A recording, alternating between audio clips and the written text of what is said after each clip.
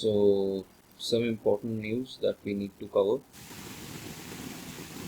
Let's start with our newspaper. If you see the 17th newspaper, the first news is with respect to the green mobility push. Cabinet nod for 10,000 electric buses in 100 cities. And there are other programs, for example, 20,000 crore rupees for seven projects. And then Vishkarma, and anyways, we have read it yesterday, for traditional workers, mainly coming from the OBC caste, because these are caste-based workers, and they work with their hand.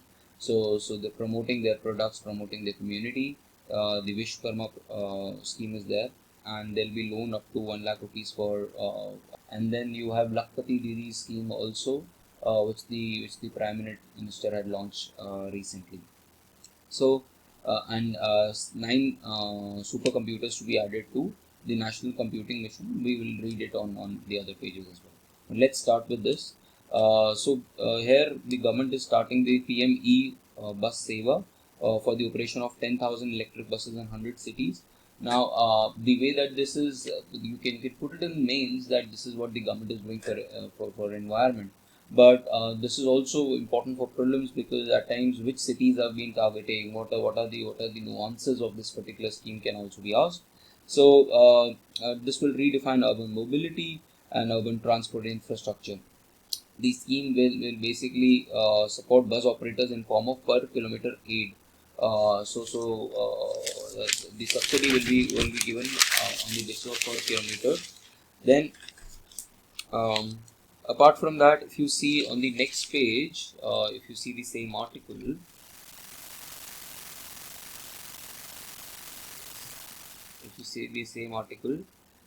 you will see here that according to the minister, the scheme will be rolled out in 100 cities out of 169 cities with a population of 3 to 40 lakh population. So that's the target zone. The cities will be selected through a challenge method. The states and the cities that scrap old buses will be given additional e-buses. So you need to wind up your old diesel buses.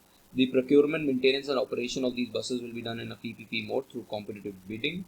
And the second part of the scheme is the Green Urban Mobility Initiative, which will strengthen the multimodal interchange facility, the common mobility card project, and charging infrastructure in cities. So this is all. You can read about it. We will need to do a little bit of research on it, and with time we'll have more articles on this entire project.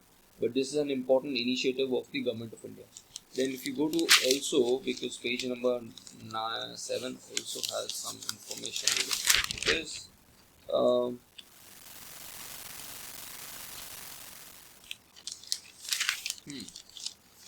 So I'm just going to page number 7 because there is a continuation of these schemes there. So cabinet clears this Vishwakarma project, 13,000 crore for 5-year scheme for crafts people. So 5 lakh families will be helped, and the scheme aim is to strengthen the nature of Guru Shishya Parampara, because a lot of these traditional crafts have been working on Guru and Shishya, teacher who imparts the knowledge and the information to the disciple, and that is how the tradition of this has been continued. So this is something that you need to read. Then it also provides for certificate and an identity card. If you see 18 traditional trades that are there, and 30 lakh artisan farm families. What are the different kinds of traditions that have been there? But it also provides for extended collateral free credit up to 1 lakh rupees in the first tranche, 2 lakh rupees in the second tranche, and at concessional rate at 5%. So this is also there for financial inclusion. Then just alongside that, you have CCEA nod to 7 multi-tracking railway projects, and then just below that you have this National Supercomputing Mission. So if you see this Digital India program with an initiative of skilling, cybersecurity, high performance computing, simplifying technology among masses. So all of this is a 5-year project, and now we're going to add 9 supercomputers that will be under the National Supercomputing Mission. So you can research about the National Supercomputing Mission, and the DigiLocker app will be extended to the MSMEs as well. So these are other things that you need to keep up with. Let's go to page number 1 again, because there's some we've left. Oh, not page.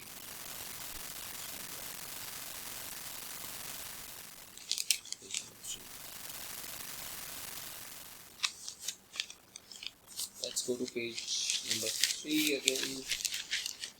Other important news articles. Rampant unscientific building caused Himachal disaster, DCM. Now this is another important issue with respect to environment, and I'm expecting a question in this year's mains, because of the number of landslides that we've seen, the number of disasters that we have seen in the hilly states. Now hilly states already have a very fragile environment and a fragile ecosystem, and over the top of it, what the NHAI has done, it has cut down mountains at a 90 degree slope. Now if you're cutting something at 90 degree and there is loose gravel, these are shivaliks. Shivaliks are the youngest of mountains, very unstable and volatile geology they have, and therefore if there is rain, if there's a little bit of possibility of landslide, all of this will come down. Ideally the ratio should be less than 60% or less than 45%. That is how mountains needs to be cut. And more importantly, the idea of even what the British used to do was to use tunnels, and tunnels are expensive, but they used to use tunnels and not broadening of roads, and that has led to this. But apart from that, the kind of infrastructure that you are building, so masons are also very important. जो लोग काम करते हैं, so the masons are also very important. Masons should be people who are from the town, who are from the hilly terrain, because they understand that how hilly terrain infrastructure needs to be built. So these are all typical issues that are addressed in this particular article. You need to read it.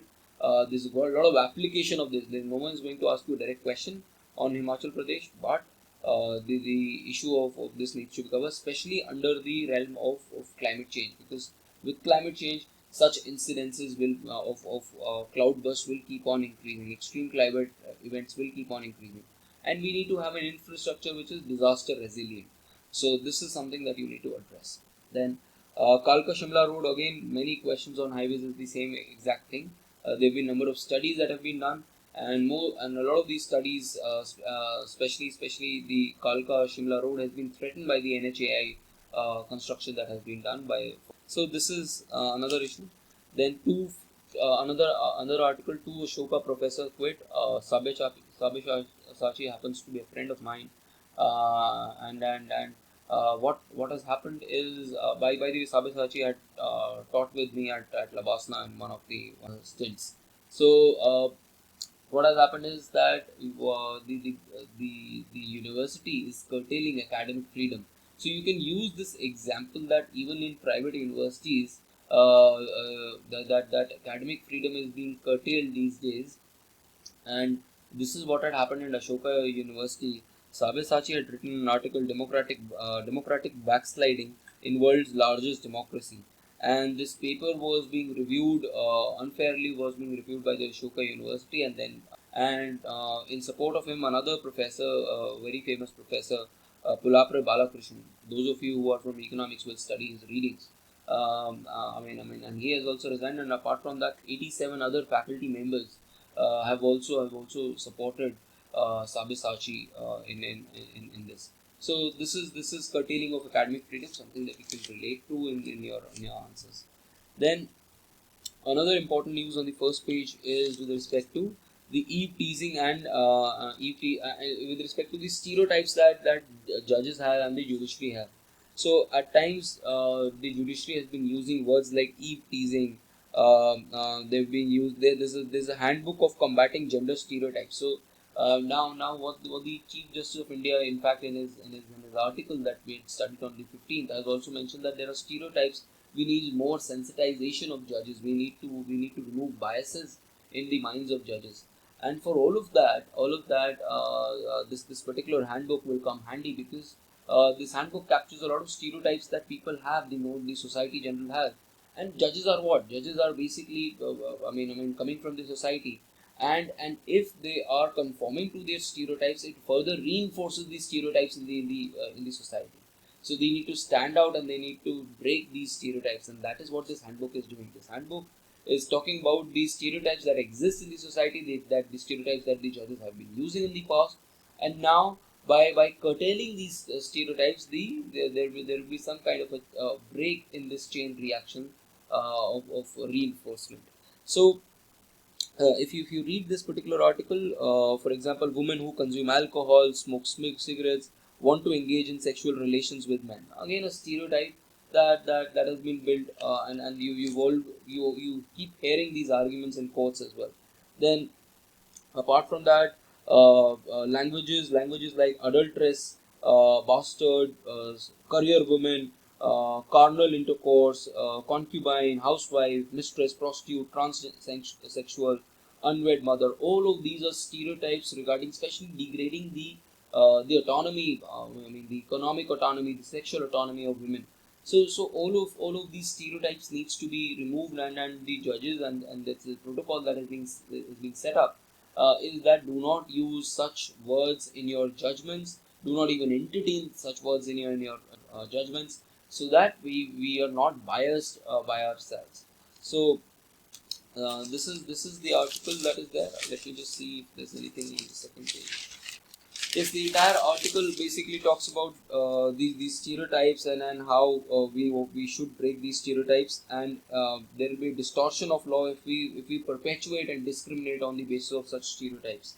Uh, you can read this, and in fact, in the end, you also have stereotypes with respect to caste, dominant caste, and how dominant caste in fact have used sexual violence to reinforce and maintain caste hierarchy. So all these stereotypes that are there, we need to break these stereotypes. So very, very important article for you to read. You can use it in your society, you can use it in ethics, and other areas in your essay as well. Then on page number 5, folks, if you're aware of these terms, then great, but read them. You should know about what is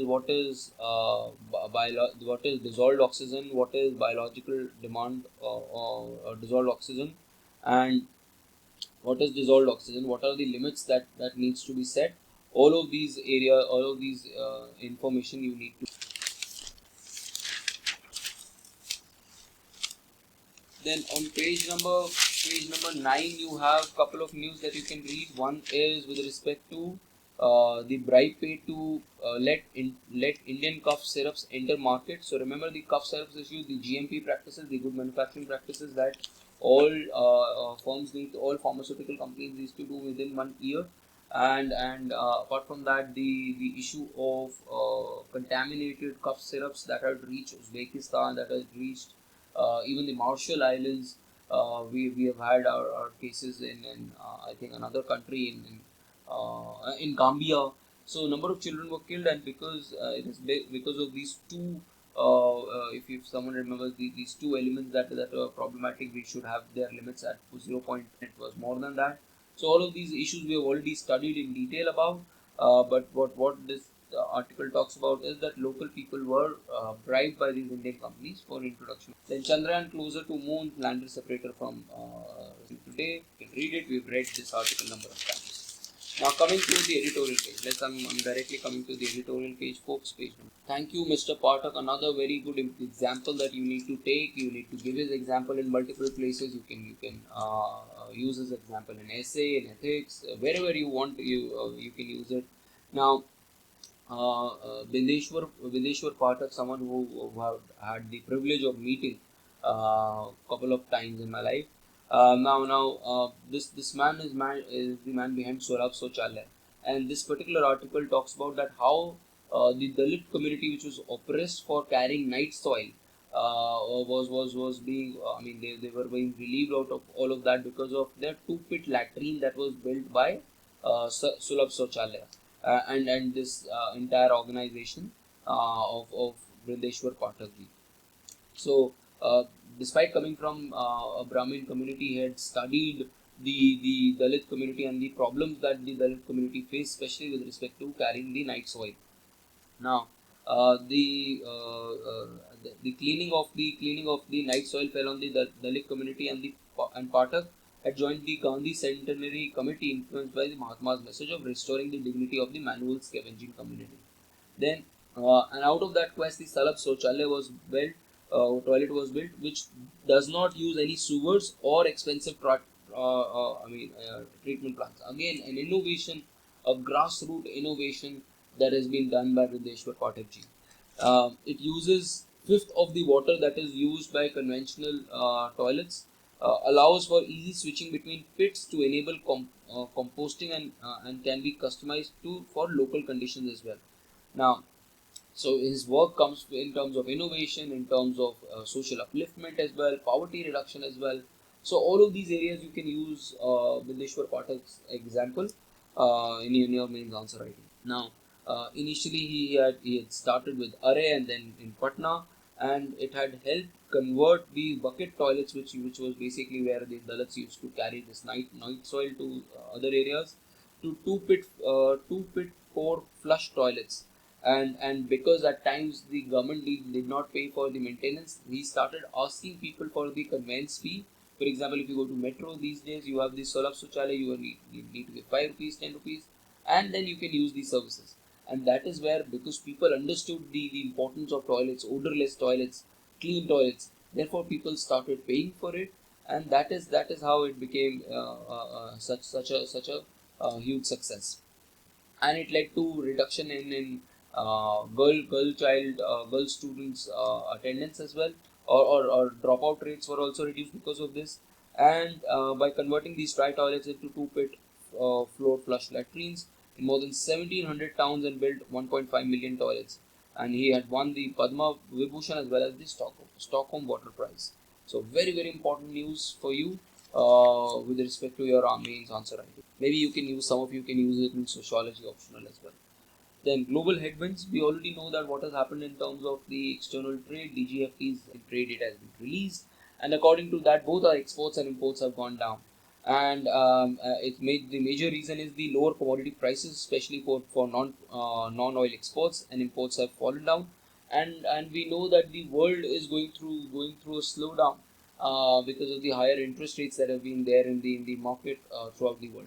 And because if the world is going through a slowdown, then both our exports and imports will slow down. But what is more concerning is that the share of Asia Pacific region in our exports has been reducing significantly from somewhere around 33% to 26%, whereas that of the US and Europe has been increasing.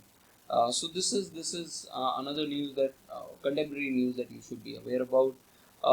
Number of articles that are there apart from that are all political articles. Political Times called for future. If you want to read it, you can read it. Punjab is finding its way.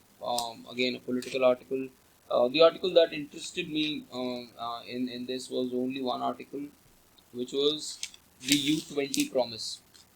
Now, even I had participated. Some of you had, I think, come for this session. There were the different tracks of G20. For example, there's Business 20. There's Y20 that I was a part of. There's U20. Then there's Health Ministers 20 as well. So there are different tracks that are there. And in all these tracks, what happens is that all these cities meet. For example, in U20, all these cities will meet, and the mayors will meet, and the representatives will meet, and they will come up with a communique that this is what we want, this is what we have resolved. And this communique will be given to the G20 leaders, that this is what the youth want, this is what the urban cities want, this is what the medical folks want. So all these communiques will come together, and they will be communicated to the leaders of all the country, all the G20 countries, and then they will deliberate and take a call on this. So this is how this works. But what this article is talking about is that on one hand, this global communique and this U20 event was held in Ahmedabad, which is known for its infrastructure, which is known for its resilience, which is known for its development. But at the same point of time, this was also new for me.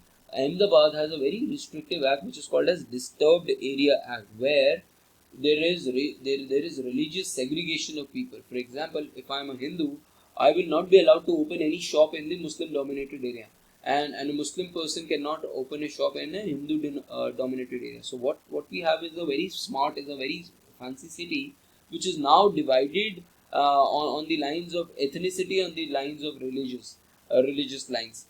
Something which is very new for me, and this the existence of this particular act, and all the communique of U20 talks about that climate finance, water security, accelerating climate this thing, local culture, economy.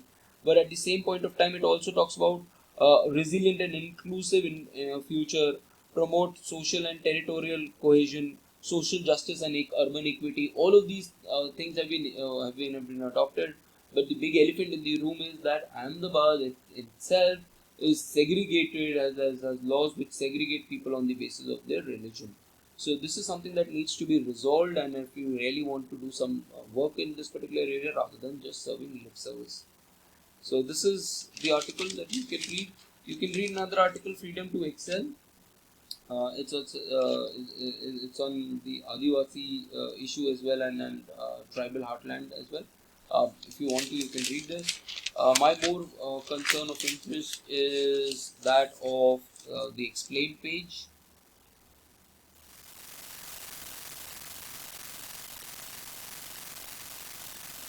Yes. So why Supreme Court handbook on gender stereotype matters? Because again, all of these issues we have already read, that why these stereotypes reinforce the idea contrary to our constitutional ethos. The language that is used in the court is very critical, because again it says if you're using words like these, that means you are dominating women. You are somehow subconsciously enforcing your ideology on the society. So words transmit the ultimate intention of the lawmaker or the judge. Very important line. The last line here, this particular line. Words transmit the ultimate intention of the lawmaker or the judge. Very important line that you need to read. So these are stereotypes. Say another stereotype that has been mentioned in the 2017 Kerala High Court judgment: a girl age 24 is weak and vulnerable, capable of being exploited in many ways. So these are again books that have been or words that have been used. So all these words now needs to be removed, and these are the list of words that will be removed from this, or will not be used. You can read this Danube channel of Ukraine grains export, that how Danube is being used for export of grains from. Then this is a very important article which shows, we have already talked about the fact that the poverty in India has reduced from 25% as headcount ratio to 14%, and the steepest decline has been in UP, Bihar, MP, Odisha, and Rajasthan. We've already talked about the reports, the 12 measures. If you are not aware of it, you should know about the 12 measures of multidimensional poverty index that India uses. This is by Niti Aayog. The Oxford has only 10 indicators, and what this shows is that the poverty India has been able to reduce around 13.5 crore people out of poverty in the last few years, from 2015 till 2019-21, and a majority of this and this I've already told you, this is already based on the Oxford index. This is based on 12 indicators, whereas the global MPI is based on 10 indicators. India has two more: maternal health as well as bank accounts, and most of this has happened in rural areas as well.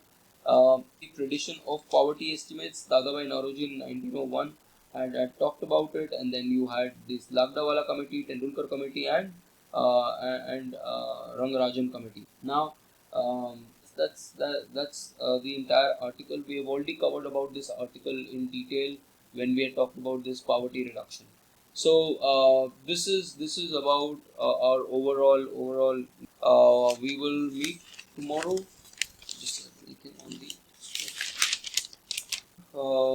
very significant. Nothing very significant in the other parts of the newspaper. So now we will meet on Monday. We will cover Friday's newspaper as well as the Saturday's newspaper on Monday. We'll start at 5 a.m. sharp, because of the fact that we have two newspapers to cover that particular day. So thank you very much, folks. I will see you on Monday.